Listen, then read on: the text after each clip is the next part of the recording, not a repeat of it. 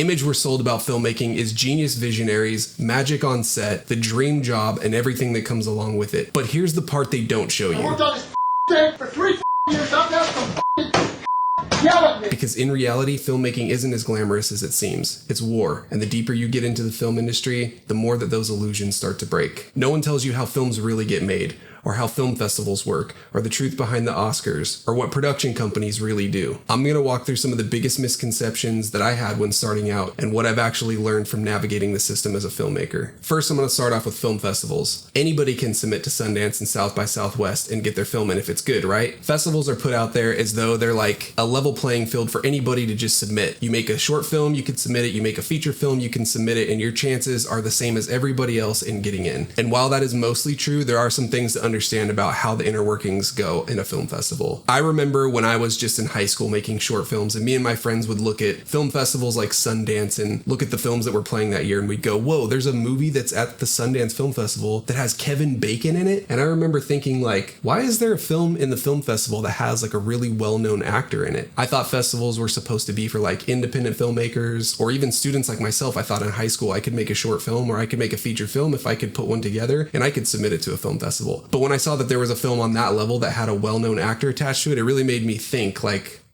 why is a film that has a successful actor in a film festival like that? Couldn't they just go straight to the theater? Like, they already have a well-known actor in it. And that's one of the things that I've come to realize, that I've come to learn, is that film festivals are a business first and foremost. Film festivals do tend to lean toward film productions that either have some kind of name attached to it, whether it's an actor, director, producer, writer, or something of that sort, or films that have buzz ahead of premiering at that festival. They want people to be drawn to their festival. They want to have a great lineup of films. So what ends up happening a lot of times is you have an agency like WME or CAA that has connections to festival programmers, and they will say, hey, either our client, our director did this really great film that's got this actor attached that was in this movie and that movie, you should check it out. And in those cases, they get direct access to the festival programmers, the people that are actually watching the films and making the playlist of what films get accepted into the festival. While there are a lot of film festivals that are those platforms that help get the recognition for certain films, and they really do curate like really great independent unknown films that nobody has ever heard of, is sort of like a talent scout in that way. That's a much more difficult route to go through, versus if they get a film from a reputable agency or producer or something like that that comes to the festival programmer and says, hey, we've got this great project and it's got this person attached and this person who wrote this movie and this person who produced that movie, then the festival is more likely to lean into those type of films. So if someone at CAA or WME calls up a programmer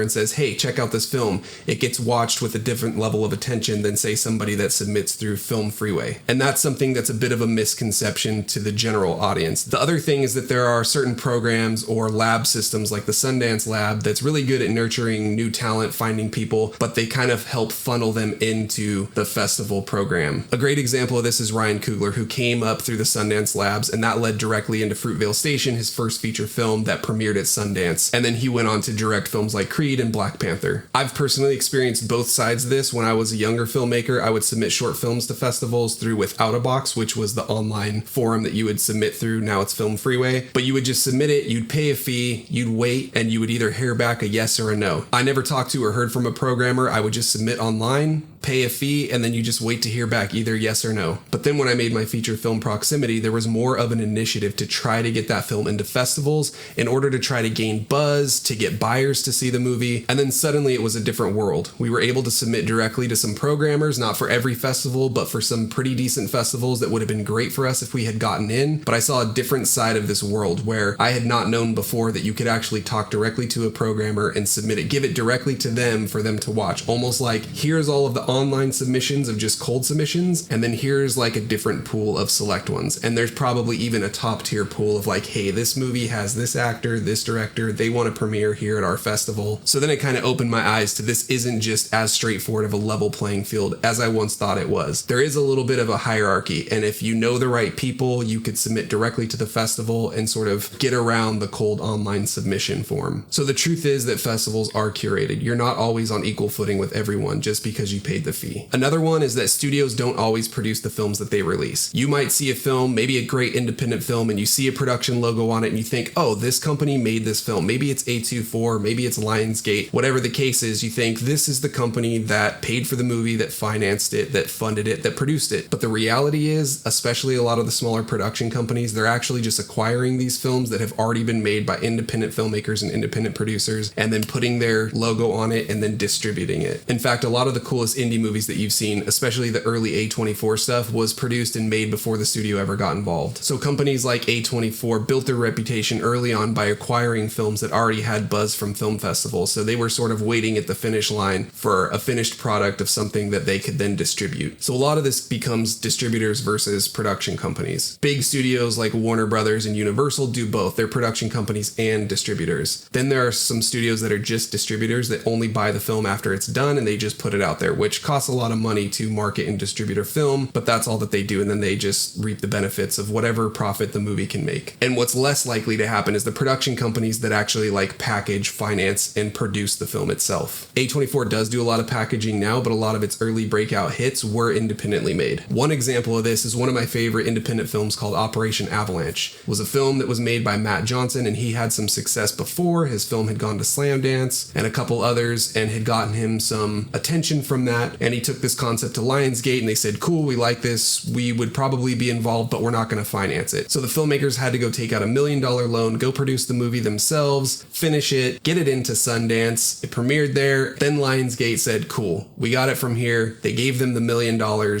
paid back their loan, and then distributed the film. But when you watch the movie, you see the Lionsgate logo and you think, oh, cool, this is a Lionsgate movie. Kind of, yes. But the filmmakers are the ones that had to take all the risk. Lionsgate just came in at the very end once they saw the proof of concept. The film was completely done, already got into Sundance Film Festival, and then Lionsgate said, okay, I think we can distribute it and make its money back. So yeah, that independent film that you saw with the big studio logo, chances are that the studio came on after the hard part was already done. All right, here's another one. A big studio buys your film so that they can make it. Say, for instance, you make an awesome short film and it gets a lot of buzz and it gets attention, it gets a Vimeo staff pick, whatever. Producers are seeing it, studios are calling you to take meetings, you're going in and pitching ideas for a bigger part of this movie, like you have a feature idea for this short film or whatever. Say that happens, and then say the next level of that happens where they actually go, we love this, we want to buy this and develop it. And you're thinking like, oh my gosh, this studio is going to buy this movie, they're going to develop it, we're going to make this movie happen. That's not always the case. What might happen sometimes is that a studio might buy your script just so that they can rewrite it, or just so that they can shelve it because they have another movie idea that they're making and they don't want anything else to compete with it. This is a really difficult thing for filmmakers because when you sell something to a studio or a studio agrees to it, you get an executive producer that's excited about it at a studio that's reputable and you think, I'm going to make this movie. That is the biggest dream because then you think you're on your way, you've got this big backing behind you and they're going to push you forward and help you make this thing. But what happens a lot of time, and you've probably heard this term, development hell. Something gets stuck into a kind of a loop. You might have a lot of people that are trying to chime in and fix problems about something this person didn't like about this, or this executive didn't like this, or this producer didn't like that thing, and they keep tweaking it, and then they're talking to the director or the creative that sold it to the studio, and then there's a creative difference on it. That's not what their original idea was, their original idea. It just was crazy. I mean, the producers, they didn't,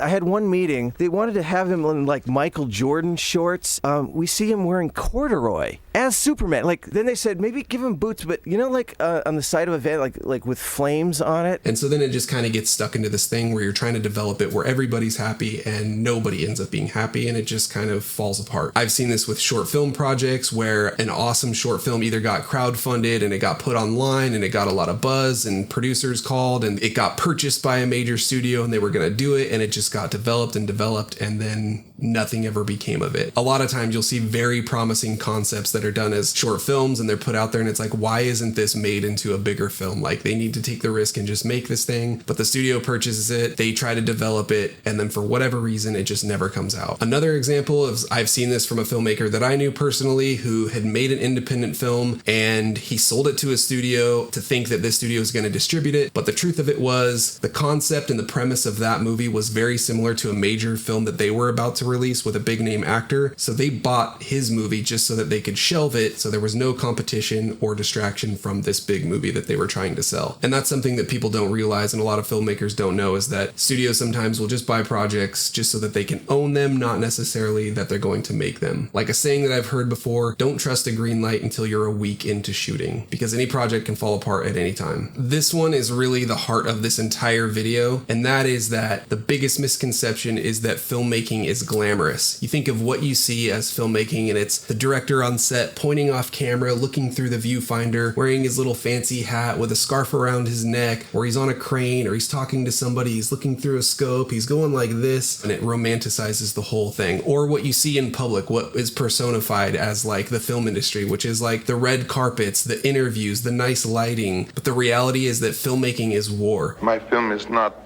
about Vietnam. C'est pas au sujet du Vietnam. It is Vietnam. It's stress, chaos, exhaustion, politics. Somebody arbitrarily says you gotta do it in 2 days. No. That really pisses me off. I'm serious. Hey, man, it drives me nuts. Who gives a how long a scene is? It's not just hard work, it's fighting every day to keep the whole thing from falling apart. It's amazing to me that Fox is the #1 studio in the country because they're all such a bunch of morons. And what the public sees when they see behind the scene footage or B-roll clips where the actor is in their costume and makeup and they're sort of waiting in between takes. When you're on set and you're in between takes and you're waiting, it seems like it's relaxed, it's a great environment, you're on a studio, all this stuff looks great and amazing, but the stuff that you don't see is the fights before you get to set on the day where the producer is telling you that something just went wrong, or the studio is coming down on your shoulders because they want things a particular way and they're trying to make you change your entire plan for the day. The script is getting changed from somebody else. The producers are arguing about what the script should be. It's not fully formed. Our script is being operated by committee, and that is not the best way to do it. It's actually the antithesis of how you should make a feature film. Nice to have the script all tied up and locked off and ready to go before you step anywhere near, even on the first day. And that so rarely happens. Him revealing himself didn't follow the Carthage battle, right? And then we switched it. And so now I can't wear the toga and then hack the statue into a completely different thing. And all this stuff is going on as like an internal war that's happening where most of the people on set might not know about it, but then you even just have this stuff while you're on set. Action, Shelley! Oh, come on. What do you mean roll video? We're killing ourselves out here and you're going to be ready. You know, different departments fighting about who should be doing this, who should be doing that, don't touch this, don't touch that. There could be a lot of tension on set, and it really depends on like who is being the leader on set and how to sort of get everybody to work together. I love this quote from Stanley Kubrick where he says that shooting a movie is the worst milieu for creative work ever devised by man. It's a noisy physical apparatus, it is difficult to concentrate, and you have to do it from 8:30 to 6:30, 5 days a week. It's not an environment an artist would ever choose to work in. The only advantage it has is that you must do it and you can't procrastinate. This is why I appreciate Francis Ford Coppola so much, because I feel like he's one of the only big directors that is honest about what it's like to really make a film. I remember going under my bed, on the floor under my bed, because that's what a man does, because he can't just break out crying at the reaction to Godfather 2, with things that I overheard. You did what? I went under the bed, in the space between the bed, just to kind of hide. He doesn't sugarcoat it. I feel like there's a lot of filmmakers where there's sort of a story that they tell about what it was like to make a film, and they really sugarcoat it and make it feel beautiful and amazing. And while it is, at the end of the day, it is an awesome creative job, there is a real struggle and a difficulty, and it's such a crazy political landscape to try and get a film across the finish line. What are your plans when this movie's all over? What are you going to be doing? I shouldn't make movies anymore. Very much of it is too crazy and too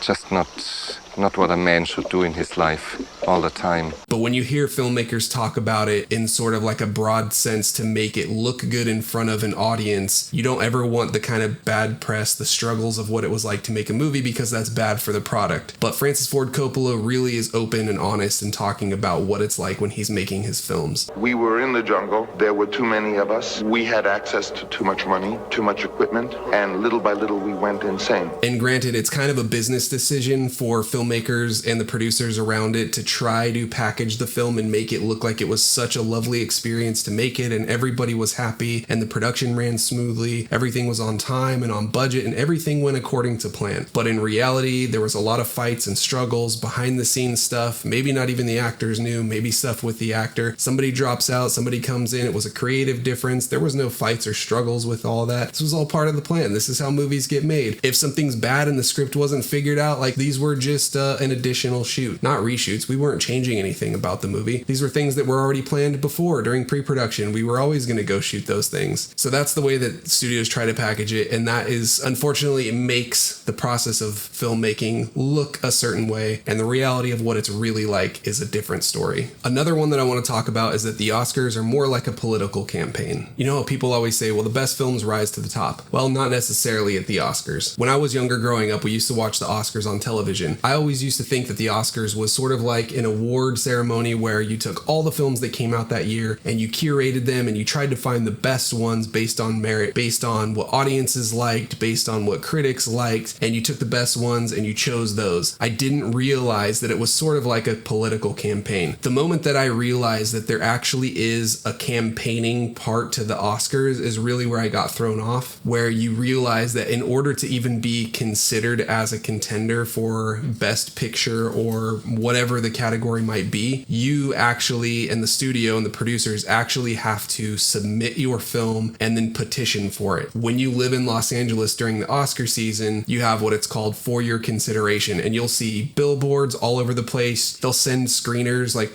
they'll send DVDs to people that are either in the industry, they're part of their Academy members so that they can watch the films and vote on their films. And it really becomes a campaign to the point where studios and production companies are paying a lot of money to push a campaign forward, the same way that like a political candidate will get funding and they'll have a lot of money behind them in order to go campaign and show people. They're doing the same thing for films to put out billboards and to try to market. And in some cases you have films where the studio will actually spend more to try to campaign for an Oscar than they do on the film itself. This just happened recently with the independent film Anora, a beautifully made independent film, and I think the budget was around $6 million, but then the studio spent I think around $18 million for the Oscar campaign. So you had an Oscar campaign that was about 3 times the amount of the budget for the actual film. And there are a lot of independent films that go to the Oscars, and it's kind of hard to tell what the campaign cost for those were because that's usually not a piece of information that's out there. In the case of Anora, it was a rare case because the producers had come out and said what they spent on the Oscar campaign, but it really makes you wonder like what other low budget independent films that had big Oscar campaigns, what kind of budgets did they spend on those campaigns? So with the Oscars, it's not always just about who is the best. Sometimes it's about who campaigned the hardest to get into that slot. And another thing, you might think, well, once you make it as a big filmmaker or producer or whatever, then you can like get around this bureaucracy and you can kind of make whatever project you want to make, right? That's what you would think. But let's take Steven Spielberg, for instance. You would think whatever he says that he wants to make a movie about, there's probably going to be some studios and producers that are just going to jump on board and do it no matter what. But that's not the case. For instance, his film Lincoln, he was trying to get made for 10 years. He fought really hard for that not to go to HBO. The studios didn't want to release it theatrically, thought maybe it was more of like a historical biopic and that they could do better releasing it on HBO. He had to fight really hard for that to be a theatrical release. And this is Steven Spielberg. Like, this is probably the top director of all time. And when you think about it, a lot of the top directors that you know of, maybe Denis Villeneuve and the projects that he made recently, are things that are pre-existing material like Blade Runner or Dune. Christopher Nolan, you think they just make whatever projects they want, but a lot of the films that they're doing might be like one that's an original piece of concept and one that's a studio film. So they do one for the studio, one for themselves. And usually that's a pretty good balance and a trade-off. But a lot of times it will be that the studio will come to them and make something. Even thinking about some of Spielberg's latest project, you think of Ready Player One, that was based on a really critically acclaimed book. And so I think a studio was pretty on board to make a film like that. And this is kind of the thing about Spielberg. He is kind of the perfect filmmaker in that his vision naturally is what is commercial. I think what happens even when you're a successful filmmaker or producer, there still are projects that studios are keen on making. And I think it's a thing where what you desire to make has to sort of line up with what the studio has on board. It's kind of like they have a menu and like, here's some movies that we want to make. Like, are you interested in any of this kind of stuff? And if you're a filmmaker and you go, yeah, I want to do that. But if you just come to them with a completely fresh concept that's just out of left field that you came up with, even if you're a big successful filmmaker, chances are it's going to be hard for a studio to get on board. Look at Francis Ford Coppola with Megalopolis recently. He funded that entirely 100%. This is Francis Ford Coppola.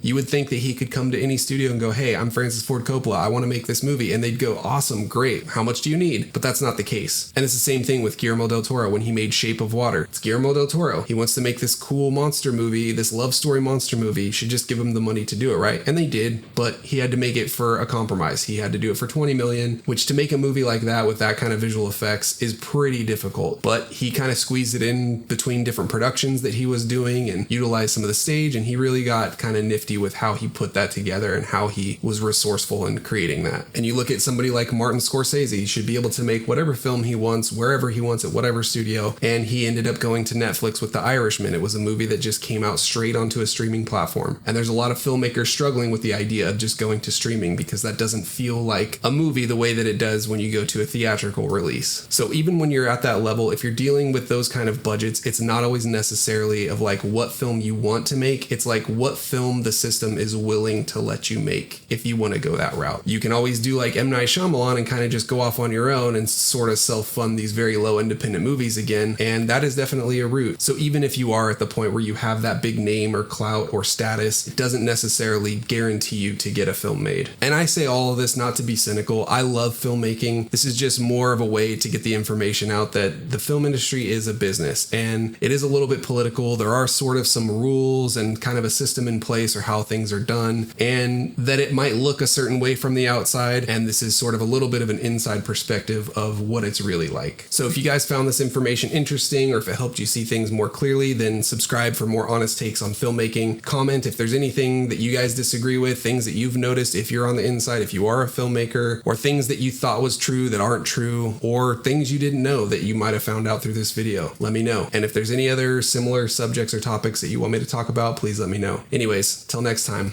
later.